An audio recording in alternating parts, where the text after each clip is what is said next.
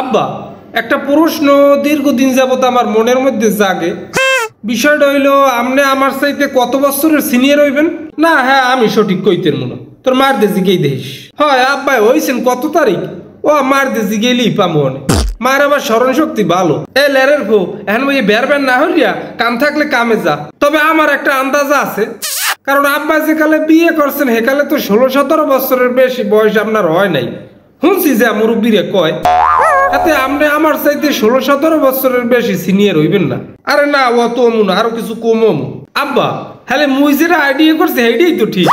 হ্যালে আপনি আমার চাইতে 27 বছরের সিনিয়র হইবেন। তারপর আপনি শিওর করলেন, আমি ওবার শিওর হইলাম। মোর দাঁড়া কোনে যা মাথা মাথা গুলো গরম আছে, আনাল গুলো পিড়ে ফেপড়ি বাইরে গেলাম। হালার হালার বলদ চলত পয়দা করছি ওইছে আর বলদ বলদ হইলেন না। আমরা সবাই কোনো না কোনো ভাবে বলদ। চাই দেখ বলদ হইলে হ্যাঁ তুই হইছো মোরে তোর কাতারে টানিস নিয়া। হয় আমরা এককালে দুধের দোয়া তুলসী পেতা ফাও কথা কইেন না হনলে গা জ্বলে। তুই কইতে চাও কি একটু খোলাসা করি কদেই, বেশি তেনায় পেছাবি না বুঝছো? কে বলদটারে আপনি এককালে হালকা মনে হরি দেন, অত হালকা মনে হরি দেয় আর কিছু নই। বলদ হইছে একটা পুরুষবোধক শব্দ, কিন্তু বলদামি তার অংশ না। বলদটা তুই এত বুঝো এরপর আবার তোর বলদামি কান্দায় কান্দায় প্রকাশ পায় কায়? এটা তো আর মোর দোষ না। এই যে বলদামিটা আমার মধ্যে আইছে এটা তো আমনের মধ্যে দিয়েই আমার মধ্যে আইছে, এটা তো জিনগত ভাবে আইছে। এই বলদামি হইছে আমাকে বংশ পরম্পরা।